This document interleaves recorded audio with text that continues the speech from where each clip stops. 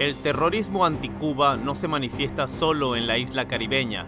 En Miami, cualquier entidad o persona que tenga un acercamiento amistoso con Cuba es objetivo de amenazas y ataques violentos por parte de algunos grupos anticastristas.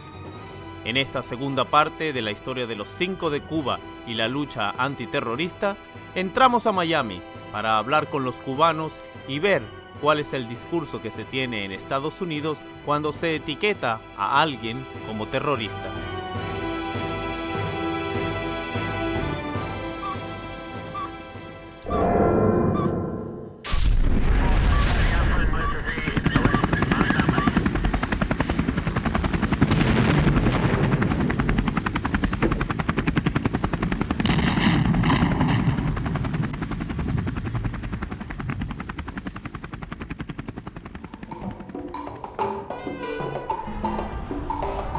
Sin duda, la principal ciudad en el estado de la Florida es Miami. Allí convergen una gran cantidad de nacionalidades hispanas.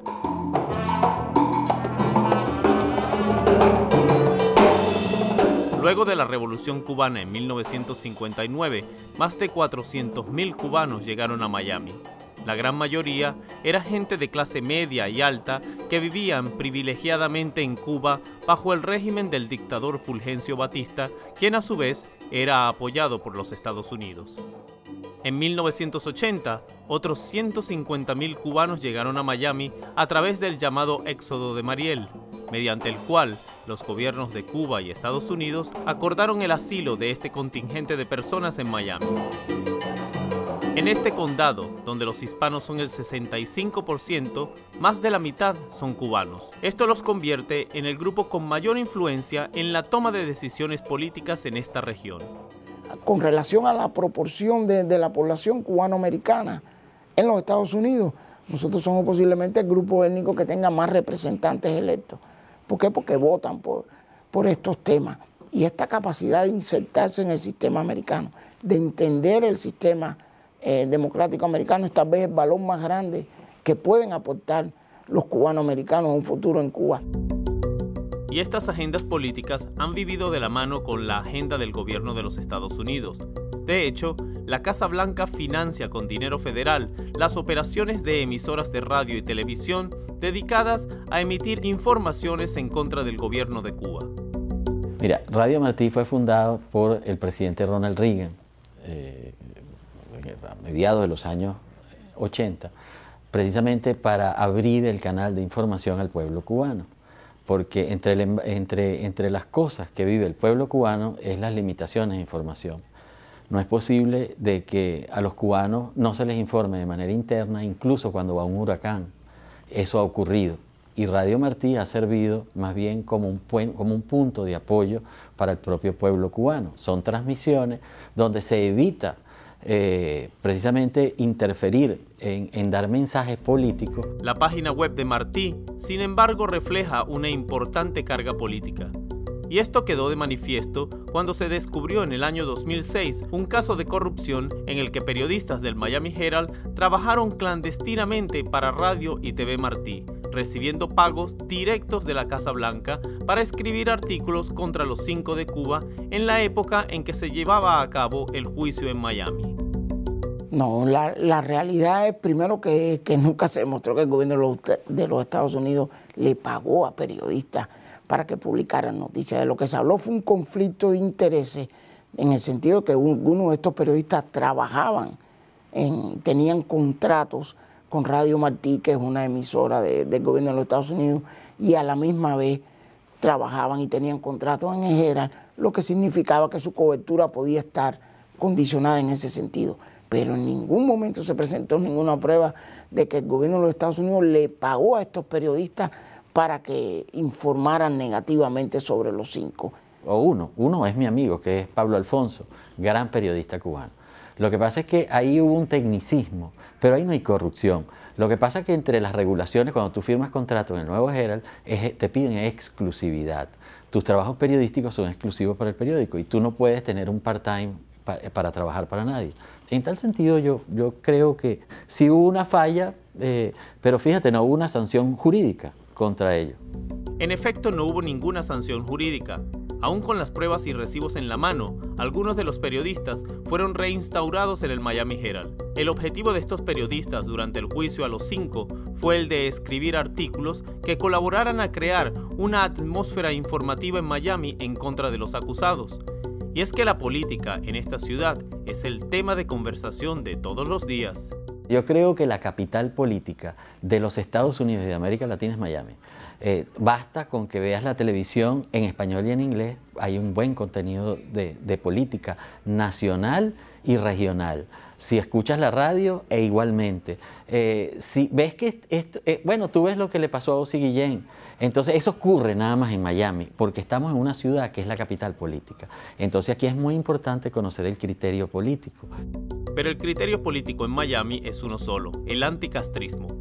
Esto lleva a un extremo en donde no se puede decir nada que tenga una connotación positiva hacia Cuba y los Castro.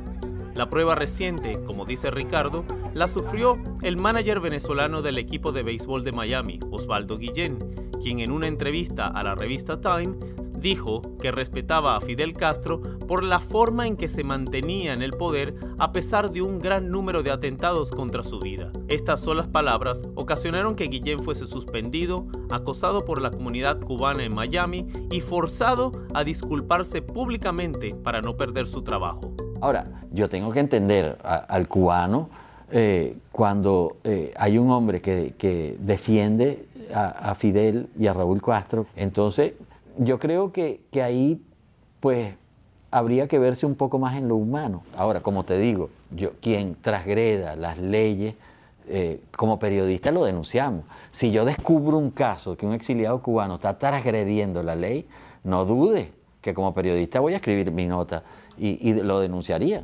Pero la ley ha sido transgredida por décadas por grupos extremistas anticastristas, bajo el silencio de los medios y el desconocimiento general de la población. Decenas de atentados terroristas han sido llevados a cabo contra cualquier ente o persona que tuviese alguna relación con Cuba. El más reciente lo sufrió la agencia de viajes Airline Brokers el 27 de abril del 2012, cuando una bomba explotó en sus oficinas, pulverizando por completo las instalaciones. El reporte de los bomberos confirma que la explosión fue causada intencionalmente. Su dueña, Vivian Manerud, una estadounidense con años de experiencia en relaciones con Cuba, nos explica lo que pasó. En marzo, la Arquidiócesis de Miami nos contrató para hacer la peregrinación de la Arquidiócesis para la visita del Papa, donde llevamos casi 500 personas a la Misa de Santiago y la Misa de La Habana. Y eso es lo que se parece que fue por qué se produjo este ataque. Un email interceptado muestra en sus líneas cómo se planeó el ataque. Vivian cuenta que esta no es la primera vez que sufre de amenazas. En una ocasión, la intimidación fue más directa. Eran unos explosivos para poner debajo de mi carro. Era para mí y como 5 otras personas. En otra fue que fuimos a una conferencia en Cuba, que fue el primero de diálogo, se llamaba la Conferencia de la Nación y la Inmigración. Y todos los que fuimos a eso, tuvimos que estar con guardias alrededor de nuestras casas aquí en la Florida por casi un mes. En la década de los 90 era bastante común este tipo de ataques acá dentro de Cuba. Común, la gente hablaba, se daban la culpa ellos mismos, iban a la radio, decían yo lo hice. Aquí se han nombrado calles a nombre de personas que aceptan que han hecho estos actos. Es bien increíble que esta sea una ciudad de los Estados Unidos, es increíble. Nada más que tienes que poner las estaciones de radio, oír las llamadas de las personas, oír los mismos comentaristas de los programas que incitan violencia. Los cubanos de Miami, que son así tan extra ultraderecha, si tú no estás de acuerdo con ellos, tú eres el enemigo. O sea que yo no veo la participación de un cubano de la ultraderecha en el futuro de Cuba. Este tipo de actividades anti-Cuba dentro de la isla y dentro del propio Miami eran las que los 5 de Cuba lograron descubrir a mediados de los años 90. En 1998, el gobierno de Cuba le entregó a las autoridades estadounidenses el resultado de las investigaciones. un compilado de más de 200 páginas con videos y grabaciones que mostraban los planes de estos grupos terroristas contra objetivos cubanos. El FBI respondió arrestando a los 5. Desde ese momento, el conocimiento del tema dentro de Miami es influenciado por el clima político de la ciudad. Aquí en el centro de Miami encontramos el restaurante Versalles. Aquí se suele reunir la comunidad cubana que vive en esta ciudad para discutir temas de actualidad. Vienen acá, se toman un café, comparten un bocadillo, pero sobre todo les sirve de punto de reunión cada vez que hay un conflicto en Cuba y quieren hablar de eso. Por eso vamos a venir aquí a preguntarles a ver qué saben del tema de los 5 de Cuba. Los 5 de Cuba. Sí, los 5 de Cuba. No, nunca he escuchado el tema, ¿no? Qué bueno, que va bien, que va muy moderno, ¿no? Que son unos cantantes, ¿no? Que hacen unas canciones de Cuba. Es un grupo de espías que fueron encontrados espiando ilegal en este país y fueron procesados y fueron a juicio y fueron hallados culpables. No, se tratan de los 5 héroes que dicen que están presos, más nada. De que estaban espiando aquí, los cogieron y los metieron presos, bien hecho. ¿Qué más querían? Los 5 son presos políticos, pero más que esto, los 5 son espías confesos. Y esto hay que decirlo bien claro, porque estas personas reconocieron ante un tribunal de los Estados Unidos que realizaron labores de espionaje. Lo único que alegan que esas labores de espionaje eran para defender al gobierno cubano, pero el gobierno cubano es una dictadura.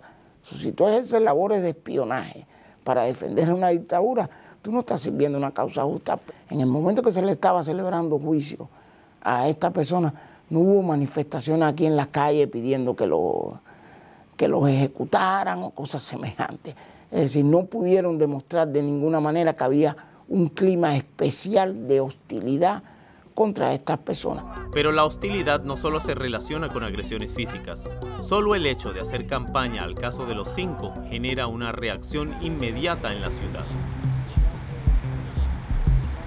Aquí en la calle 1 de la pequeña Habana, en el centro de Miami, se encontraba allá encima de aquel restaurante una pancarta inmensa que reclamaba la libertad de los 5 de Cuba, pero eso no cayó muy bien en esta zona y fue removida posteriormente. La valla era patrocinada por Radio Miami y la Alianza Martiana, una de las pocas instituciones que desafían las directrices políticas en Miami. En el aviso se pedía la libertad de los 5, a la vez que se invitaba a los ciudadanos a revisar la página web de la emisora y allí leer sobre el caso. En esa misma zona de Miami está la Plaza de la Cubanidad, un sitio en donde todos los viernes se reúnen grupos anticastristas, incluyendo a las conocidas Damas de Blanco. Las personas que asisten se reúnen allí, en la sede de la Sociedad Cívica Martiana, donde fuimos a conversar con sus miembros. El objetivo de fundar la Fundación Cívica Martiana es ayudar a opositores dentro de Cuba con los recursos que nosotros tengamos. Pero el fundamento de esta organización, el objetivo es protestar aquí todos los viernes, un viernes por Cuba, ahí en la placita de la Cubanidad, donde todo el mundo se expresa y condenamos al gobierno de Castro por los crímenes, el abuso. ¿Qué les motiva a venir a ustedes acá? ¿Por qué están acá todos los viernes? Bueno, es una manera de luchar contra Castro y de expresar nuestros sentimientos hacia Cuba. Bueno, como el nombre lo dice, es una organización cívica, es decir, de manifestarse públicamente en la vía pública. Dedicamos todos los viernes a Cuba, de una hora de 8:30 a 9:30 de la noche, y ahí expresamos todo lo que sabemos de Cuba. Bueno, la importancia de tener este tipo de organización es que tú expresas lo que tú sientes. Yo no vine para vivir bien aquí, yo vine para luchar por Cuba aquí. Despliego todo el odio que siento hacia ese tirano maldito, de todos los genocidios posibles en el mundo, solamente le lleva la corona Hitler. Y después de él está Fidel Castro y después los Césares y los demás asesinos que han habido en la historia. Sé que voy a volver a Cuba libre y si no, a lo mejor voy y le corto el pescuezo, porque él no tiene cuello, él tiene pescuezo porque es un animal. En fin, esos son mis sentimientos y cultivo una rosa blanca. Josefa López es una de las Damas de Blanco. Ella vivía en Cuba cuando se dio la noticia de los 5 y nos cuenta qué se dijo dentro de la isla. No, que yo recuerde así, se cogió como que qué bueno, vaya, que se logró que lo hayan cogido, que lo hayan sancionado por estar, porque de eso sabemos, que no solamente estos 5 espías que fueron sancionados, sabemos que hay muchos más como estos que tiene el gobierno castrista en otros países. Mientras conversábamos con las damas de blanco, se nos unió un caballero de nombre Miguel Sigler, quien pidió tomar la palabra para expresar sus puntos de vista. Ellos fueron enviados de Castro, asalariados de Castro, para llegar a este país e infiltrarse en diferentes organismos de aquí de este país. Inclusive tenían previsto infiltrarse en el Pentágono de este país. En las computadoras le cogieron todas esas pruebas y entonces fueron sancionados como espías de la tiranía castrista.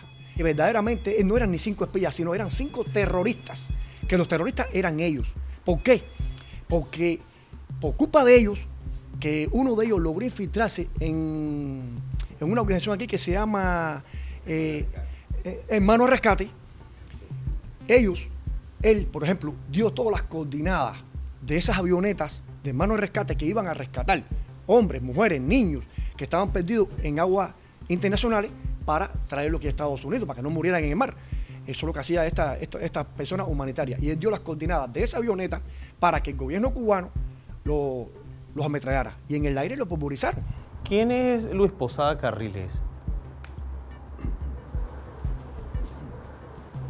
Realmente la tiranía castrista se gasta millones y millones de dólares que le roba al pueblo para hacer propaganda falsa en contra de este señor Luis Posada Carriles, que precisamente es amigo mío, personal. En el plano personal somos amigos. Es un hombre verdaderamente con una calidad humana extraordinaria. Un hombre incapaz de hacer nada en él. Lo conozco personalmente. Y la tiranía castrista, como él ha sido siempre un anticastrista, que ha luchado en contra de los Castro, es el odio visceral que específicamente Fidel Castro tiene sobre este señor. Y ha tratado de desacreditar su figura internacionalmente. Realmente está probado, y más que comprobado, que él no es terrorista. Si fuera terrorista, estuviera preso, porque este es un país de leyes. Se están gestando otros tipos de sabotaje dentro de Cuba. Yo, de cualquier hecho dentro del territorio cubano en contra del régimen de La Habana, me responsabilizo totalmente.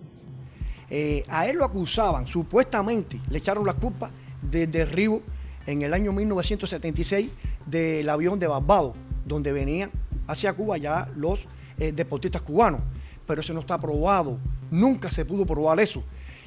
Lo que nosotros sí decimos de que Fidel Castro fue quien él mismo, él en su propia persona dio la orden de poner una bomba en ese avión.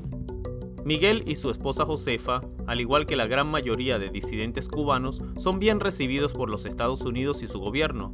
Claro ejemplo de la buena relación entre ambas comunidades. Nosotros, los que estamos aquí, no regresamos ahora, porque nosotros no podemos regresar al mismo lugar donde fuimos perseguidos. Y por eso es que tenemos que esperar que se acabe esa tiranía, que el pueblo tome las calles, que haya una explosión social y acabar con esa tiranía. O que el gobierno americano nos acepte de regresar por la vía armada. Si al gobierno americano nos acepta regresar por la vía armada, el primero en regresar a Cuba a combatir los Castro es Miguel Sigler Amaya, el que le habla.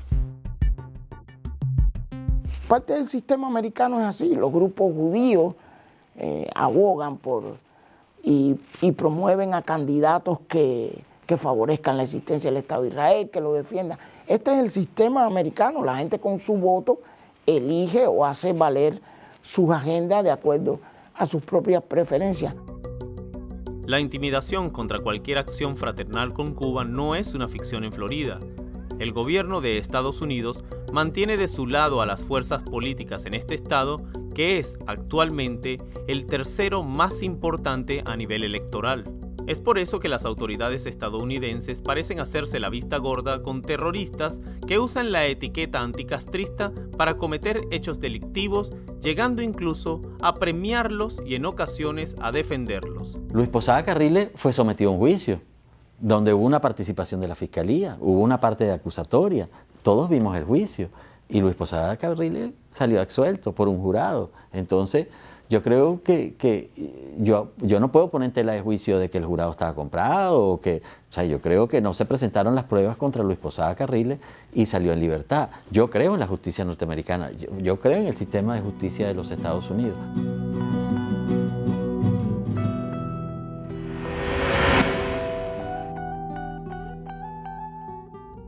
Dentro de los Estados Unidos existen grupos que conocen el caso de los 5 de Cuba y hacen campañas pidiendo justicia y la libertad de los prisioneros.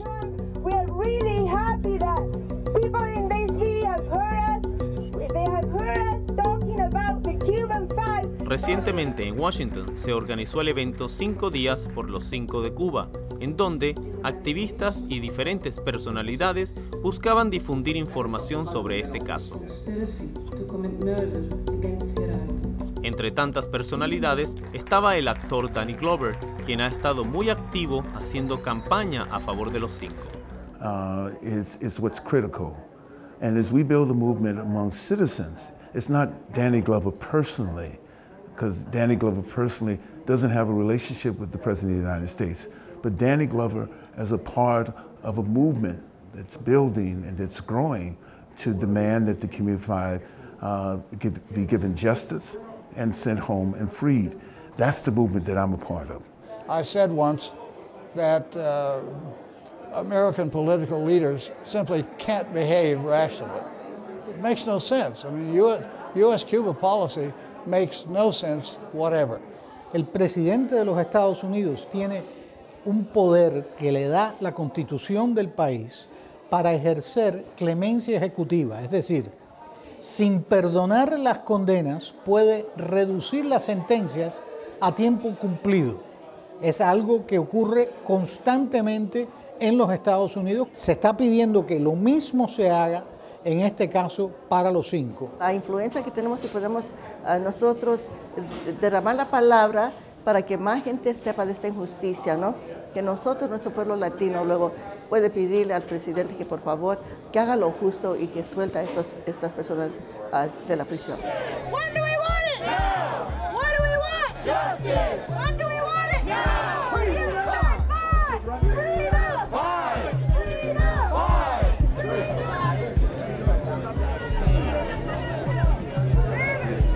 Saltando al otro lado del Atlántico, en la capital británica, Londres, también grupos organizan actividades para concientizar sobre el tema de los 5. En una galería londinense se presentó una exposición de pinturas y dibujos hechos por Antonio Guerrero y Gerardo Hernández.